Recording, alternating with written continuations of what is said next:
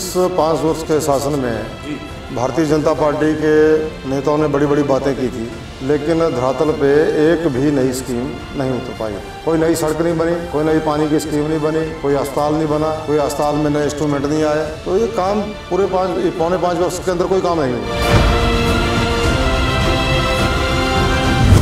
BJP दावा करती है कि जितने वादे उन्होंने किए थे 2017 में वो मोस्टली सारे दावे पूरे कर चुकी है। यहाँ तक कि मोदी साहब जो देश के प्रधानमंत्री हैं उनके दौरे लगातार जारी है। चंद दिनों में वो फिर जो है हिमाचल आ रहे हैं। 26 दिसंबर 2014 को कैबिनेट में फैसला किया कि बिलासपुर के कोठीपुरा में एम्स खुले, उसका शिलान्यास करने आए।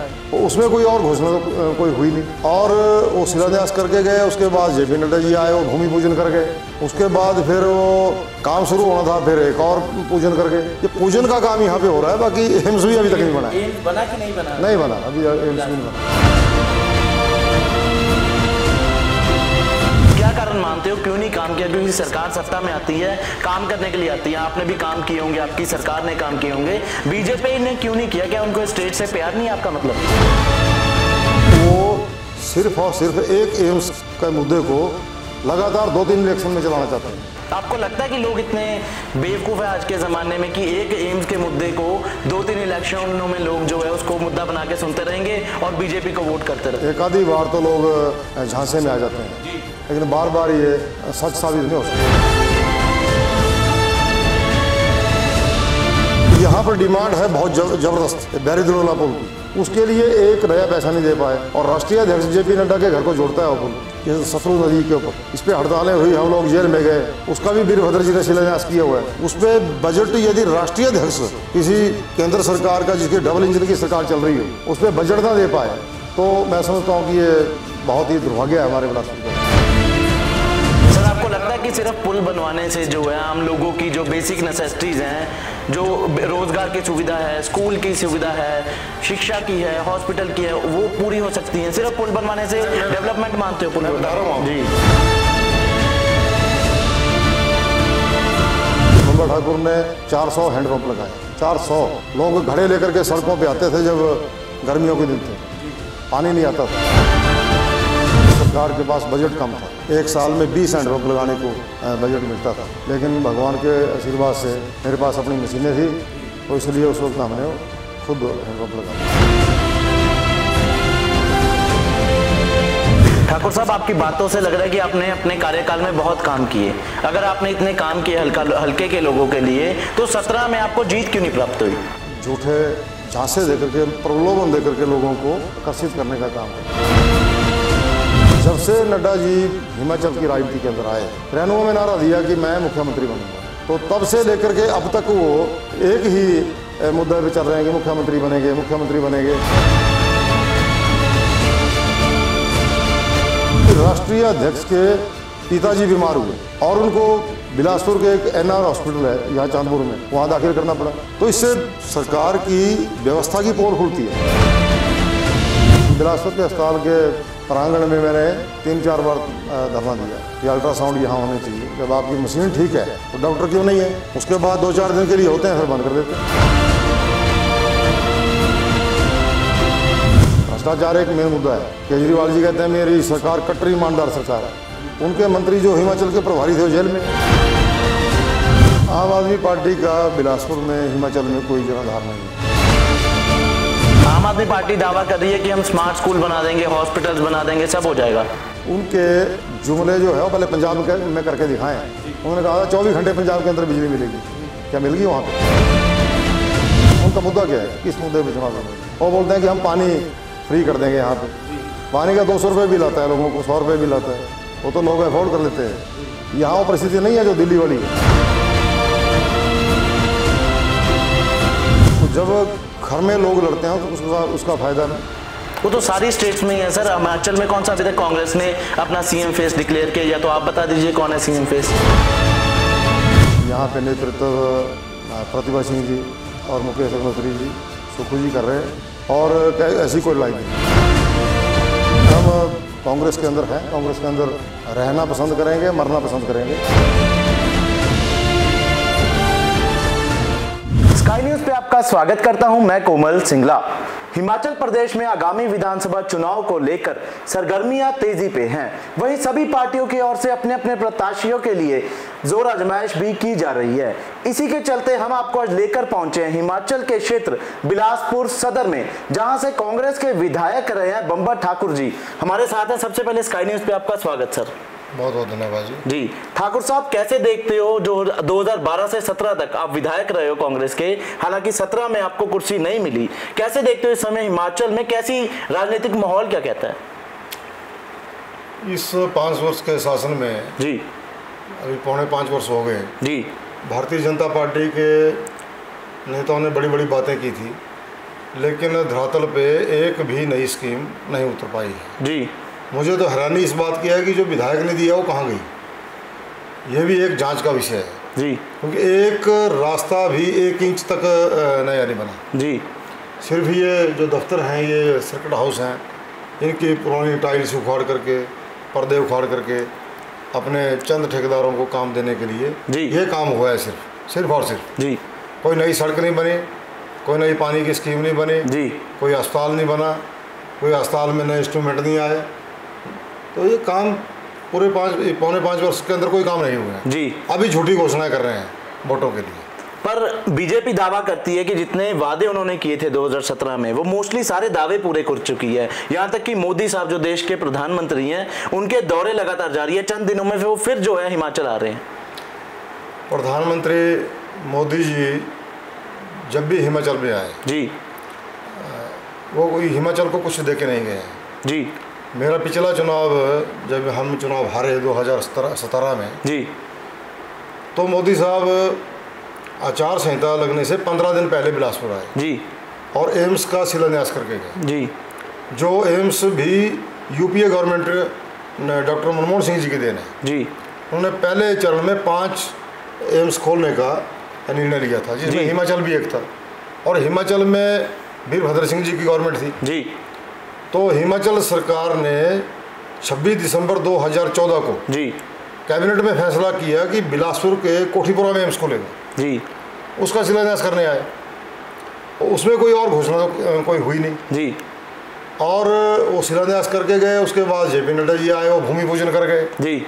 उसके बाद फिर वो जो काम शुरू होना था, फिर एक और पूजन कर गए जी। ये पूजन का काम यहाँ पे हो रहा है, बाकी एम्स भी अभी तक नहीं बना। एम्स बना कि नहीं बना? नहीं बना अभी बिलासपुर में। ओपीडी का उद्घाटन करके जी। ओपीडी में अब आलम ये है कि एम्स से पेशेंट रेफर होता है बिलासपुर को जी, रीजनल हॉस्पिटल को, यहाँ से शिमला को, शिमला से पीजीआई को जी, और रास्ते में पेशेंट दम तोड़ देता है। ये पहली बार जिम्मेदार किसके लिए ठहराओगे सर इसके लिए? क्योंकि आपकी भी सरकार रही है 12 से 17 तक, आप 17 से 19 वाली बीजेपी सरकार को जिम्मेवार ठहरा रहे हो, लेकिन आप भी बराबर के भागीदार हो ना कि एम्स या कोई बड़ा हॉस्पिटल हिमाचल में या बिलासपुर में नहीं बन पाया। एम्स मैं कह रहा हूँ कि यूपीए गवर्नमेंट ने एम्स दिया जी, और वीरभद्र जी यहाँ पे थे, उन्होंने फैसला किया कि बिलासपुर में खुलेगा जी, और जब तक हमारी सरकार थी तो हमने फटाफट 600 बीघा जमीन, जी, जो गाय फार्म की जमीन थी, बकरी फार्म, वो जमीन भी हमने स्वास्थ्य विभाग के नाम पे ट्रांसफर कर दी जी। In the mean time government BJP की आ गई।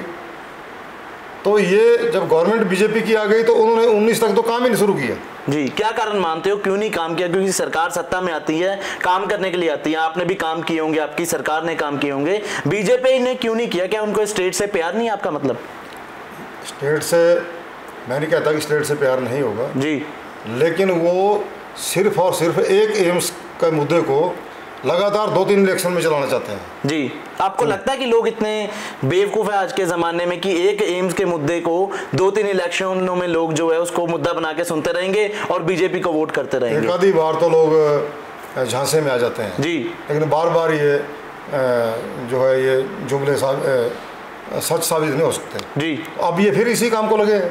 अब कह रहे हैं कि जून महीने में हम जो है एम्स का उद्घाटन करा देंगे जी, मोदी साहब से। जून भी शुरू हो गया सर? जून शुरू हो गया जी। 30 जून को कह रहे हैं, लेकिन अभी तक वहाँ पे व्यवस्थाएं ठीक नहीं है जी, अभी तक भी मशीनरी वहाँ पे नहीं आई है। पर सर जैसे आपने बताया कि एम्स की सख्त ज़रूरत है इस समय हिमाचल प्रदेश के लिए, बिलासपुर के लिए, तो अगर क्या पीएम मोदी आके उसको इनॉग्रेशन कर जाते हैं और एम्स ऑपरेशनल हो जाता है, फिर आपको लगता है कि कांग्रेस के लिए इस बारी 2022 में टफ होगा जीतना? नहीं, अब उनको लोगों को पता है कि ये मनमोहन सिंह जी ने दिया और वीरभद्र जी का योगदान है बिलासपुर को इसको खोलने का जी। और एक केवल मात्र इन्होंने इसको 5 साल में बनाना था जी। ये 5 साल में इसको कंप्लीट नहीं कर पाए। अब ये चुनावी फायदा लेने के लिए जो है चुनावी वर्ष में आते हैं जी। और यहाँ पर डिमांड है बहुत जबरदस्त जी। बैरीदरोला पुल की, उसके लिए एक नया पैसा नहीं दे पाए जी। और राष्ट्रीय अध्यक्ष JP नड्डा के घर को जोड़ता है वो पुल जी। ये शत्रुघ्न नदी के ऊपर, इस पर हड़तालें हुई, हम लोग जेल में गए, उसका भी वीरभद्र जी ने शिलान्यास किया हुआ है जी। उस पर बजट यदि राष्ट्रीय अध्यक्ष किसी केंद्र सरकार का जिसके डबल इंजन की सरकार चल रही हो जी, उस पर बजट ना दे पाए तो मैं समझता हूँ कि ये बहुत ही दुर्भाग्य है हमारे बिलासपुर का है। जी। ठाकुर साहब आपकी बात करते हैं, आप 12 से 17 तक विधायक रहे, कोई 2 बड़े काम आपकी तरफ से बिलासपुर के लोगों के लिए करवाए गए हों? मैंने सदर चुनाव क्षेत्र के अंदर वीरभद्र जी की कृपा से जी 11 पुल बनाए, 11 पुल जो इतिहास में जब से JP नड्डा जी 1993 में पहली बार विधायक बन गए थे जी। और 93 से लेकर के 22 तक 11 पुल नहीं गिना सकते। सर आपको लगता है कि सिर्फ पुल बनवाने से जो है आम लोगों की जो बेसिक नेसेसिटीज हैं, जो रोजगार की सुविधा है, स्कूल की सुविधा है, शिक्षा की है, हॉस्पिटल की है, वो पूरी हो सकती है सिर्फ पुल बनवाने से? डेवलपमेंट मानते हो पुल? मैं बता रहा हूँ जी। पुल जोड़ने का काम करते हैं जी, समाज को जोड़ते हैं, भाईचारे की भावना पैदा करते हैं और जो सैकड़ों किलोमीटर का सफ़र होता है उसको दूर होता है जी। और ना केवल पुल बनाए, सदर चुनाव क्षेत्र के दुर्गम क्षेत्र जो है, अभी ये बंदलाधार है जी, वहाँ के बच्चे बिलासपुर आते थे गर्मी के दिनों में, सर्दियों में, वहाँ पे हमने सीड़ा में स्कूल को अपग्रेड किया, मैट्रिक किया, बंदला के स्कूल को +2 किया, वहाँ साइंस क्लासेस चलाई जी, वहाँ पे बिल्डिंग दी, वहाँ पे ग्राउंड बनाया, परनाली में स्कूल बनाया, नीचे एक बड़ा टफ एरिया था पट्टा, वहाँ पे के स्कूल को जो है मिडल बनाया, वहाँ पर ग्राउंड बनाया, वहाँ पे बिल्डिंग दी। ऐसे सदर चुनाव क्षेत्र के अंदर एक भी +2 स्कूल ऐसा नहीं है जो भारतीय जनता पार्टी ने बनाया हो जी। और हमने पंजगाई के अस्पताल का दर्जा बढ़ाया, उसको CSC किया, हमने कुठेड़ा का अस्पताल का दर्जा बढ़ाया, उसको CSC किया जी। 2-2 करोड़ रुपए उनकी बिल्डिंग्स को दिया। ये सरकार उसकी बिल्डिंग में 2 रुपये नहीं लगा सकी, पैसा भी वैसे को ऐसा PWD के पास पड़ा हुआ है। जो स्कूल हमने अपग्रेड किए जी, उनको साथ में पैसा दिया और साथ में बिल्डिंग्स तैयार हो गई। और जो CSC हमने अपग्रेड किए 2017 में जी, वो फंक्शनल हो गए, चल पड़े, लेकिन जो बिल्डिंग बननी थी उसके लिए 2-2 करोड़ रुपए दिया, उस पैसे को ये सरकार आज तक नहीं लगा पाई है जी। तो इससे बड़ी नालायकी क्या हो सकती है? ठाकुर साहब आपकी बातों से लग रहा है कि आपने अपने कार्यकाल में बहुत काम किए। अगर आपने इतने काम किए हल्के के लोगों के लिए, तो 17 में आपको जीत क्यों नहीं प्राप्त हुई? मैंने कहा कि ये झूठे झांसे देकर के, प्रलोभन देकर के लोगों को आकर्षित करने का काम करते हैं जी। जब से नड्डा जी हिमाचल की राजनीति के अंदर आए जी, उन्होंने 1993 में आए हो, 93 में नारा दिया कि मैं मुख्यमंत्री बनूंगा, क्योंकि तब वो युवा मोर्चा के राष्ट्रीय अध्यक्ष थे जी। तो तब से लेकर के अब तक वो एक ही मुद्दा पे चल रहे हैं कि मुख्यमंत्री बनेंगे जी। और इस बार जब चुनावों से पहले प्रधानमंत्री जी से एम्स का शिलान्यास करा रहे थे जी, उस दिन भी प्रधानमंत्री जी ने बड़े गुणगान किए नड्डा जी के, तो लोगों को लगा कि ये मुख्यमंत्री अब नड्डा जी बनने वाले जी। और उनकी धर्मपत्नी ने जितनी भी सभाएं की उसमें यही कहा कि बिलासपुर को मुख्यमंत्री मिल रहा है जी। तो हालांकि लोगों ने कहा कि बम्बा ठाकुर ने 400 हैंडपम्प लगाए जी।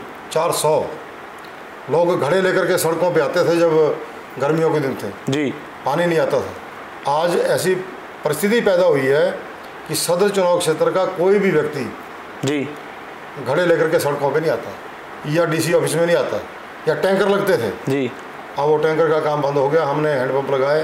हालांकि सरकार के पास बजट कम था जी, एक साल में 20 हैंडपम्प लगाने को बजट मिलता था जी, लेकिन भगवान के आशीर्वाद से मेरे पास अपनी मशीनें थी जी, तो इसलिए उस वक्त हमने खुद हैंडपम्प लगा दिए, अपनी पॉकेट से लगवाए अपने वो अपनी हैंडपम्प? पॉकेट से लगाए जी और 260 सड़कें बनाई। जी। ये बताएं उन्होंने नई कौन सी सड़क बनाई है?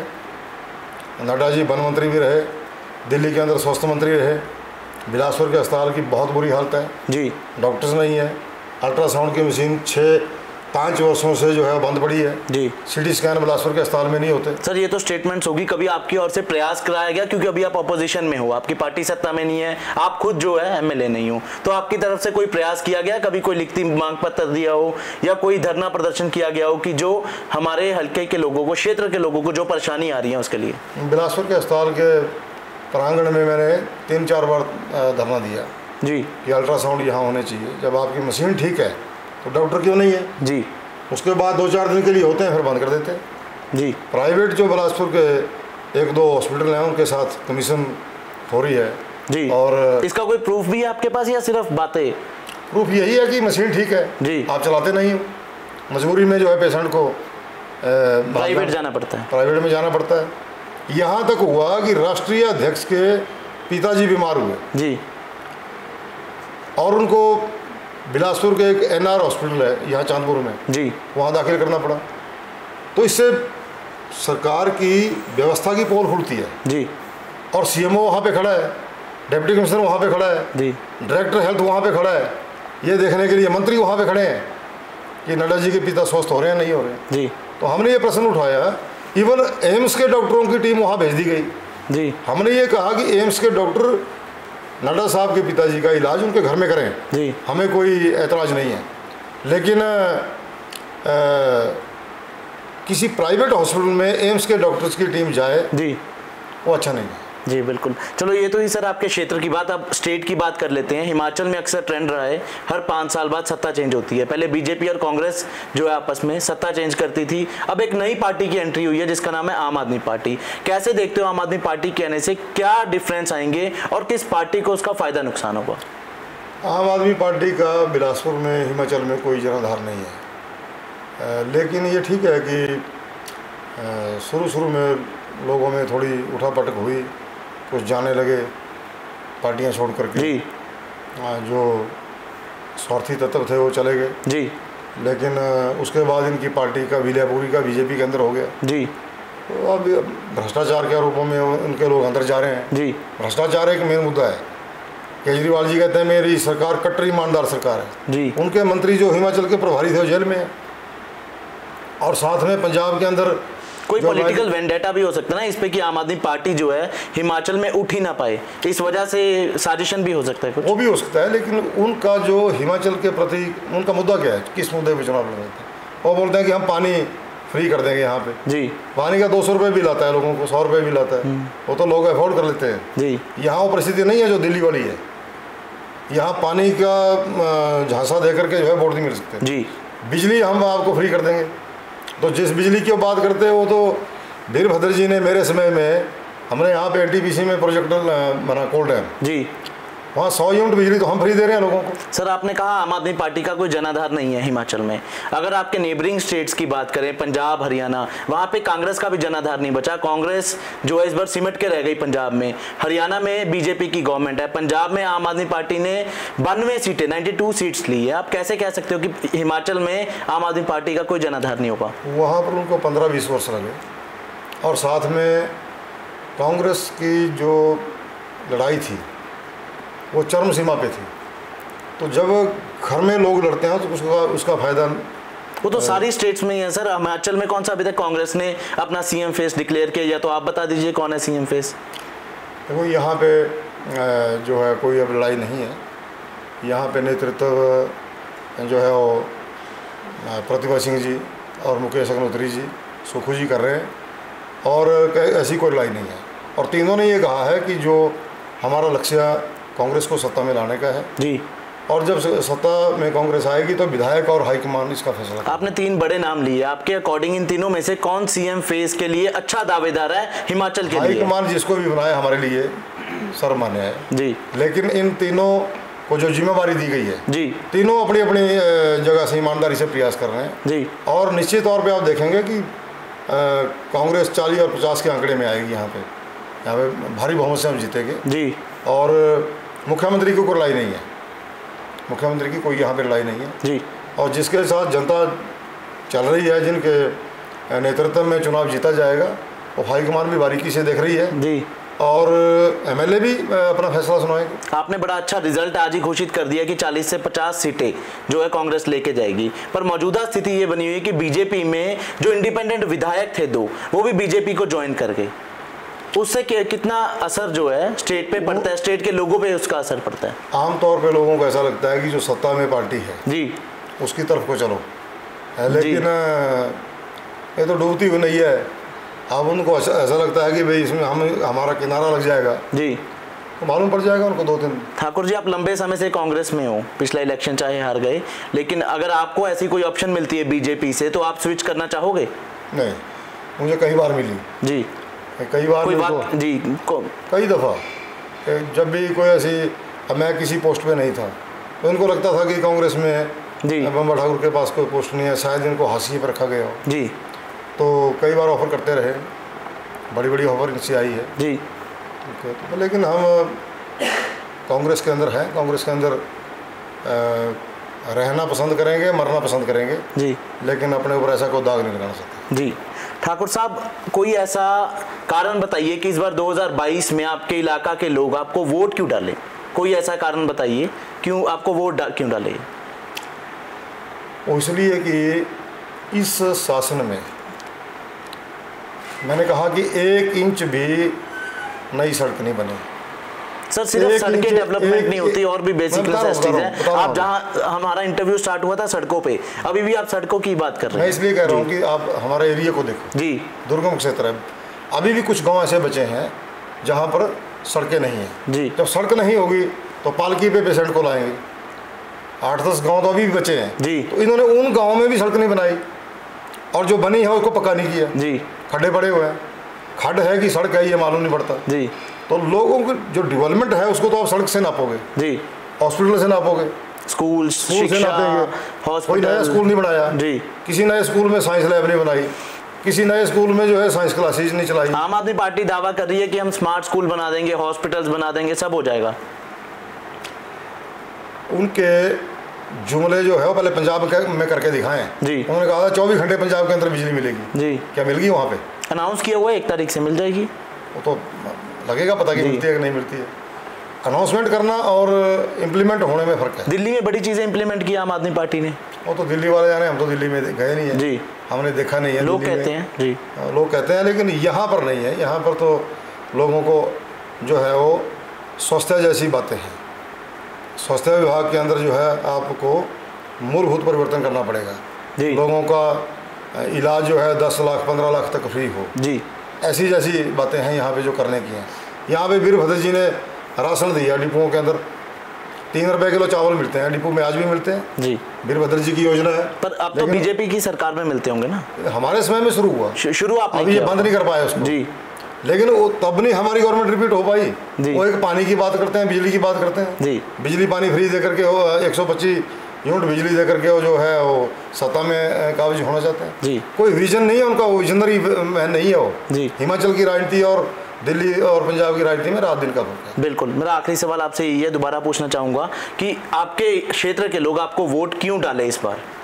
इसलिए डाले क्योंकि यहाँ पर मैंने कहा कि एक बैरिजोला पुल बनना था जी, एक आर्टिफिशियल झील बननी थी जी, उसकी डिमांड बड़े सालों से चल रही है ताकि पर्यटक आए और बिलासपुर में रुके जी, लेकिन वो झील भी जेपी नड्डा जी नहीं बना पाए, उसके लिए बजट नहीं दे पाए जी, 4 लेनिंग का काम जो है हमारी सरकार के अंदर शुरू हुआ, 80% हमारी सरकार के अंदर पूरा हो गया। जी, बीजेपी की गवर्नमेंट दिल्ली के अंदर आई, काम बंद हो गया, अब चुनाव आए तो फिर शुरू हो गया। जी, तो लोग सब जान रहे हैं कि चुनावों के वक्त में काम शुरू करते हैं उसके बाद बंद कर देते हैं। जी, तो ये मैंने कहा कि कोई नया स्कूल नहीं बना जी, कोई नया पुल नहीं बना, कोई नई सड़क नहीं बनी जी, अस्पतालों की जो व्यवस्था थी वो बदतर हो गई, अस्पतालों में डॉक्टर नहीं है, अल्ट्रासाउंड नहीं होते।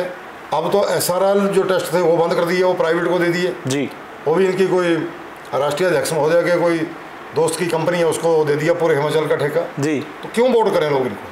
बिल्कुल, तो डे नाइट टेस्ट यहाँ पे होते थे हमारे हॉस्पिटल के अंदर, जी, अब वो बंद हो गए।